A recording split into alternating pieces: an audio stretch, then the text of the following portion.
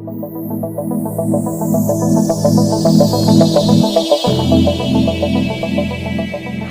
afternoon and welcome to the University of New Hampshire's Lund Home Gymnasium for the Division II State Championship game right here on nhsportspage.com. My name is Pete Terrier, joined by our videographer John Kesty. Tremendous matchup. We got an undefeated team, the #1 Pembroke Spartans right behind me in their warm-up drills, going against the inspirational story of New Hampshire high school basketball, the #7 seed, the Souhegan Sabres, riding the wave of emotion from their former fallen teammate Tony Barksdale and his untimely death just 2 weeks ago.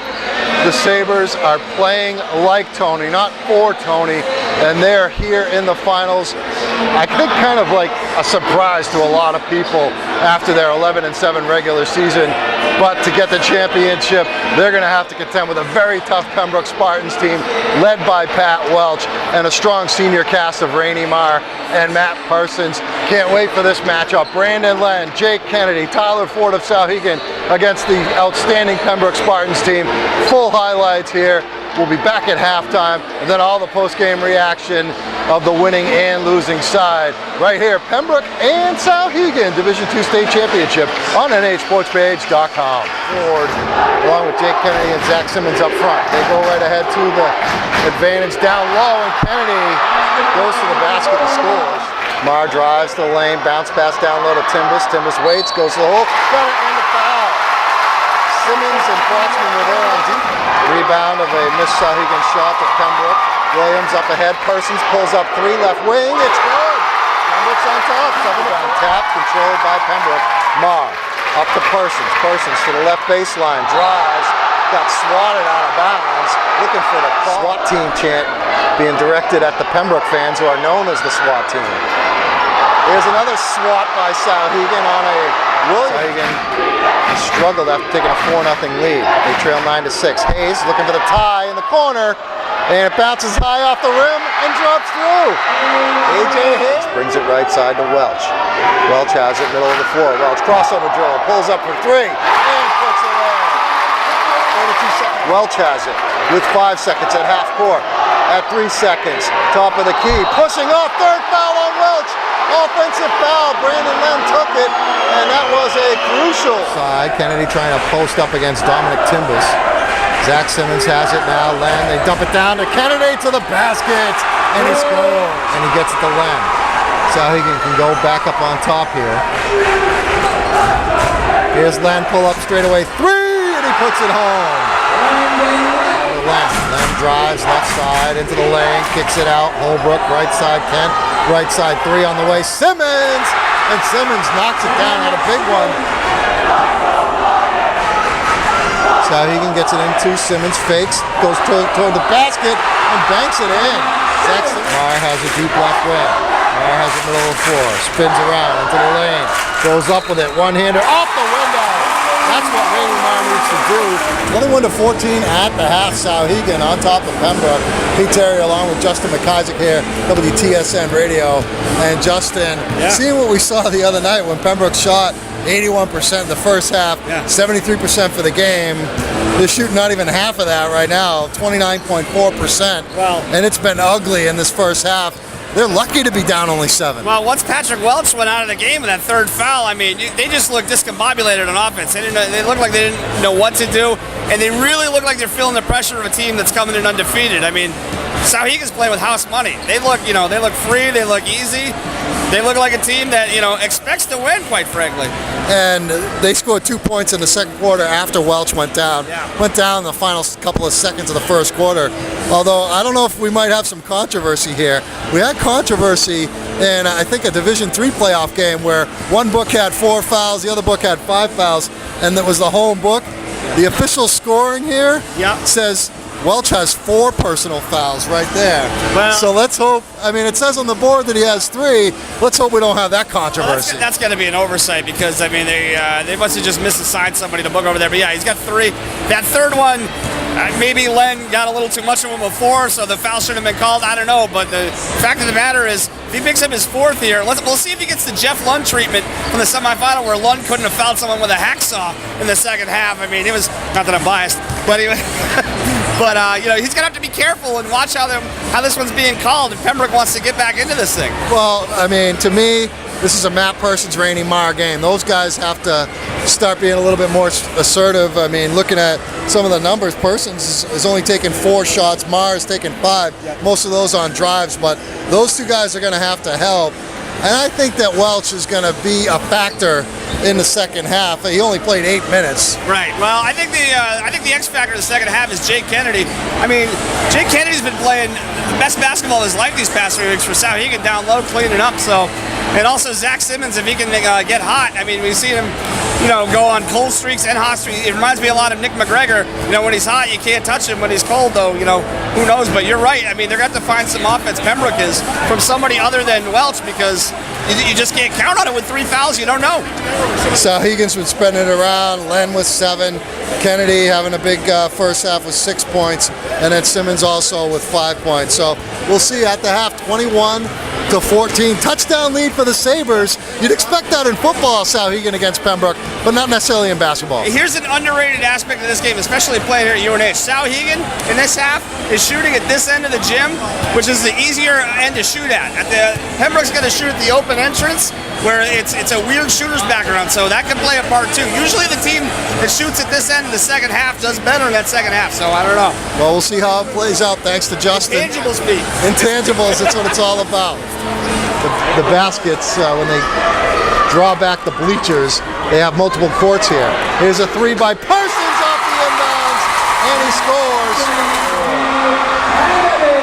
They just can't handle him down there. Here's Welch, back the other way quickly, lays it up and in on the right side. From halfway down the free throw line, no good. Persons the rebound. Marr to his left, gets it to him. Marr, strong take, puts it up and in. Good pass, left-hand side, Persons. Persons, left side, Marr. He'll take the open 3, and he buries it. Gets it across the timeline to Hayes, left corner, Simmons. Cross-court pass forward. Len, top of the key 3 for the lead. He got it. In the lane, straight to the basket. No, Kennedy the rebound. Up ahead, Hayes. To the basket, he scores. 28. Marr swings it right side, Persons. Back to Marr. Marr left side, Welch for 3. It's good. And he's short with it, air ball. Pembroke back the other way. Persons underneath Williams. Really spreading it around tonight. Len has it left baseline. Bounce pass. Krotzman finishes. Nice pass by Len to an open. Marr has it under a minute. Marr, free throw line jumper, and he knocks it home. Randy Marr. We're under 10 seconds at 8 seconds. Len has it deep left side, 5 seconds. Takes the long 3, and he swishes. 33-31. Brandon Len sinking the 3 at the end of the. Did not pick up his 4th foul in that period. Here's Simmons for 3. It's off the side of the backboard, though. Kennedy puts it back and in. From Timbus. Puts the fake on the defender, now goes to Welch. He'll take the pull-up 3 left side. And Welch ties the game at 36. He's in left side, Len, left corner, Hayes, open 3.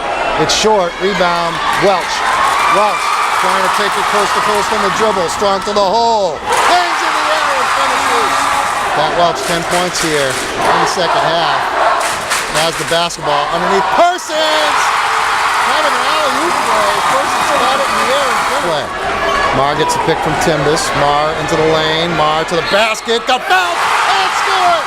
We got fouled by Kennedy. And Randy Marr with the strong take to the hole. Kennedy. Len has it right side to Simmons. Minute and a half to go. Souhegan needs to get a good shot here quickly. They find one to Kennedy. I think they should call a goaltending on that play.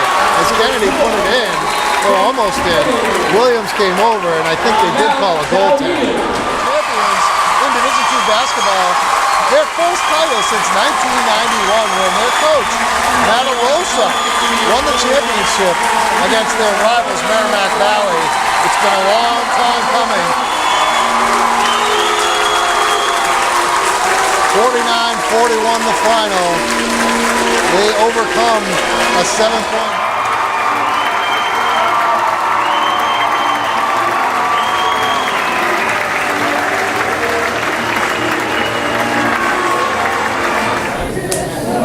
The Pembroke Spartans, your Division II state champions here.